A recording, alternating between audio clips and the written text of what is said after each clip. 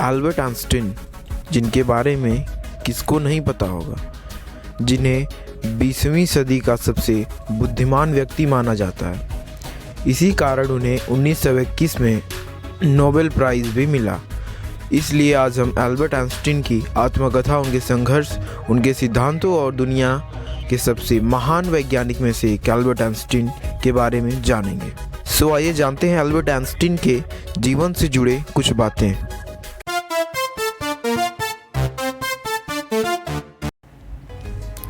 Albert Einstein का जन्म 14 मार्च 1879 को जर्मनी के यहूदी परिवार में हुआ था। उनके पिता का नाम हर्मन आइंस्टीन और माता का नाम पॉलिन आइंस्टीन था। हर्मन आइंस्टीन एक सेल्समैन और इंजीनियर थे जो बिजली के उपकरण सप्लाई करते थे। सन 1980 में हर्मन आइंस्टीन और पॉलिन आइंस्टीन उल्मा से 160 किलोमीटर दूर म्यूनिख में रहने आ गए।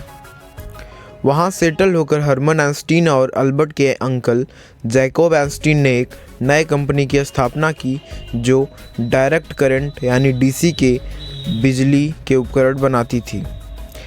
अल्बर्ट के जन्म के करीबन 2 साल बाद अल्बर्ट की बहन का जन्म हुआ।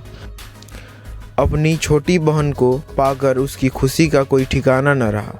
अल्बर्ट सामान्य बच्चों से अलग थे क्योंकि उनका सर सामान्य बच्चों से काफ़ी बड़ा था और उन्हें बोलने में भी काफ़ी कठिनाइयाँ होती थीं। कहा जाता है कि अल्बर्ट आइंस्टीन लगभग 4 सालों तक कुछ भी नहीं बोले, लेकिन एक दिन उनके माता पिता दंग रह गए जब वो खाना खाते समय पहली बार अल्बर्ट बोले कि सूप काफ़ी गर्म है। पहली बार अल्बर्ट के मुख से कुछ सुनकर उनके माता पिता को बहुत खुशी हुई। बचपन में अल्बर्ट आइंस्टीन को शांत रहना और अकेले घूमना बहुत पसंद था। वे अपने उम्र के लड़कों के साथ नहीं खेलते थे। वो हमेशा प्रकृति और ब्रह्मांड के बारे में सोचते थे। जब अल्बर्ट आइंस्टीन 5 साल के हुए तो उनके जन्मदिन पर उनके माता पिता उन्हें एक दिशा सूचक यंत्र यानी कंपास लाके दिया। चुंबकीय कंपास देखकर अल्बर्ट आइंस्टीन बहुत खुश हुए, लेकिन उनके मन में एक सवाल हुआ कि आखिर क्यों इस कंपास की सुई हमेशा उत्तर दिशा की ओर रहती है।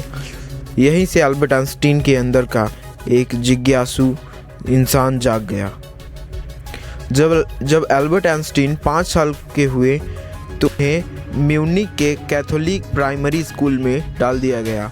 वार्तालाप में होने वाली कठिनाई के कारण अल्बर्ट आइंस्टीन ने स्कूल जाना कुछ समय तक के बाद शुरू किया। उन्हें स्कूल जाना बचपन में बिल्कुल पसंद नहीं था। उनको स्कूल एक कैद खाने की तरह लगता था। एल्बर्ट आइंस्टीन एक जर्मन भौतिक वैज्ञानिक थे जिन्हें व्यापक रूप से अब तक के सबसे महान भौतिकविदी फिजिसिस्ट में से एक माना जाता है। आइंस्टीन ने ब्रह्मांड की हमारी समझ को पूरी तरह से बदल दिया।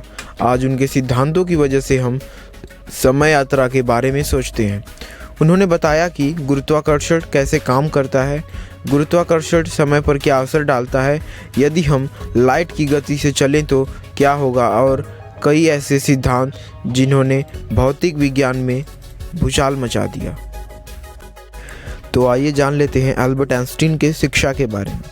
एक अन्य प्रसंग के अनुसार प्रसिद्ध वैज्ञानिक एल्बर्ट आइंस्टीन जिस पॉलिटेक्निक में पढ़ते थे वहाँ गणित के शिक्षक हर्मन मोनस्की थे।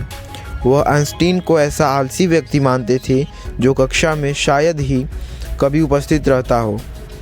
कारण यह था कि आइंस्टीन अलग ही किस्म के छात्र थे और किसी शिक्षक ने उन्हें समझा ही नहीं।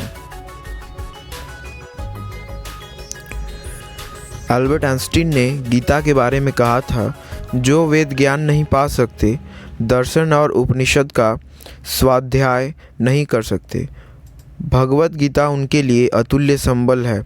जीवन के उस मोड़ पर जब व्यक्ति स्वयं को द्वंद्वों तथा चुनौतियों से घिरा हुआ पाता है और कर्तव्य अकर्तव्य के असमंजस में फंस जाता है, भगवत गीता उसका हाथ थामती है और मार्गदर्शन करती है। तो आइए जानते हैं आइंस्टीन के सिद्धांत के बारे में।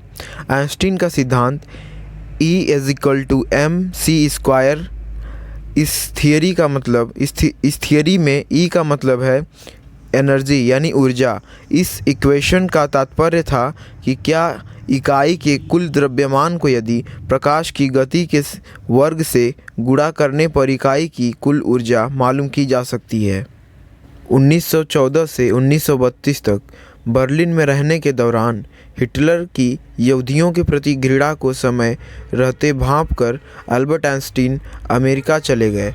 वहीं 18 अप्रैल 1955 के दिन उन्होंने प्रिंसटन के एक अस्पताल में अंतिम सांस ली। अल्बर्ट आइंस्टीन को 20वीं सदी का ही नहीं बल्कि अब तक के सारे इतिहास का सबसे बड़ा वैज्ञानिक माना जाता है। इनकी मृत्यु का कारण था एब्डोमिनल एरोटिक एन्युरिज्म। ये नॉलेज जानकर आपको कैसा लगा कमेंट सेक्शन में बताना ना भूलें। और ऐसे ही स्पेस से related knowledge and special fact को जानने के लिए हमारे चैनल को सब्सक्राइब करें। मिलते हैं नेक्स्ट वीडियो में एक नए इंटरेस्टिंग टॉपिक के साथ। तब तक के लिए जय हिंद।